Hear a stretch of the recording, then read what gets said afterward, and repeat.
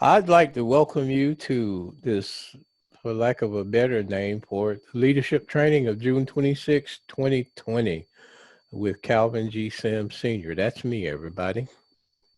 I'm going to start right in by sharing with you one of my favorite stories that I like to share at my motivational speeches. And the name of that story is The Eagle and the Prairie Chickens. We'll get started off with this short story. Now, if you don't know what a prairie chicken is, we all know what an eagle is. But if you don't know what a prairie chicken is, a prairie chicken is a little bird. They can't fly. They spend their entire lives scratching around on the ground, scratching around, eating bugs and worms and maybe little grains of grain, anything that they can scratch up and eat. And they spend their entire life looking downward, just like the picture of the bird on the right. And of course, we all know again what the eagle is. But once upon a time, there was an eaglet, and he had brother and sister eaglets, and they were all in a nest perched high in a tree, probably a Georgia pine, since I'm a Georgia boy. And one day, a strong gust of wind came along, and poof, the little eaglet was blown out of the nest, and he came crashing down to the ground. Fortunately, it didn't kill him, but he was dazed, he was dizzy, and he wandered around for a while, and he stumbled upon a group of prairie chickens. And when the prairie chickens saw him, they started laughing. They said, "Boy, you the funniest looking prairie chicken we've ever seen." And he didn't know what to do, so he just figured they were scratching around on the ground, scratching for something to eat. And he started scratching around on the ground too, just like they were doing. He didn't know what to do, so he decided to do what everybody else was doing. Sound kind of familiar?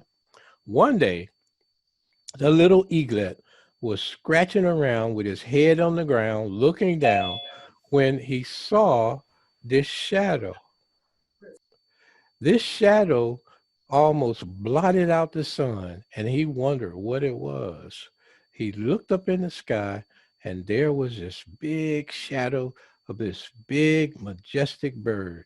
And the eaglet saw it, and he went, "Wow, that's amazing. I'd like to do that." And boy, the other little prairie chickens, they were rolling in the dirt. They were laughing at him so hard. "You can't do that, fool. You're a prairie chicken. You better start scratching in this dirt like the rest of us and stop dreaming. You better forget all that stuff. Hold your head down. Don't be looking up in the air. You'll never be able to get up there. Scratch in the dirt like the rest of us, and you'll be just fine."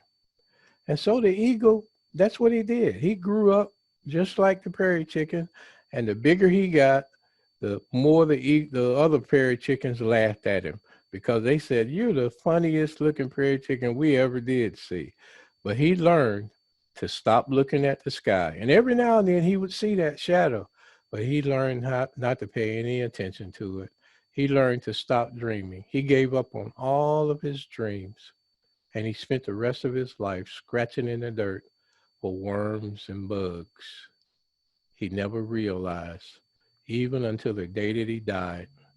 And one day the worms and the bugs got him, and he returned to the ashes from whence he came. And he never realized at all that all his life he was indeed an eagle.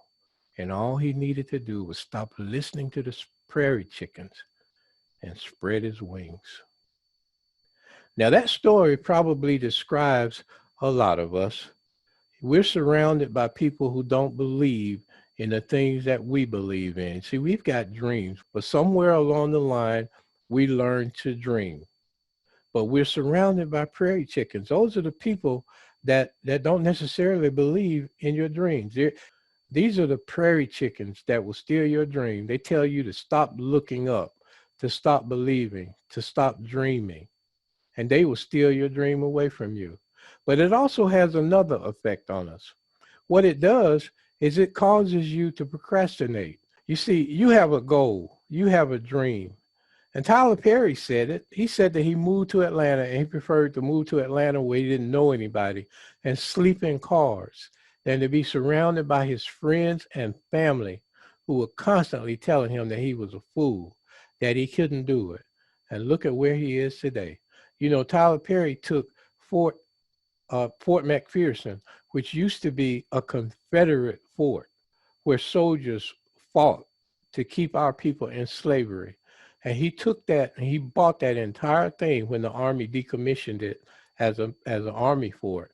And that's Tyler Perry Studios today. A black man owns that Confederate fort. All because he was willing to leave New Orleans, come to Atlanta and sleep in his car rather than listen to the prairie chickens.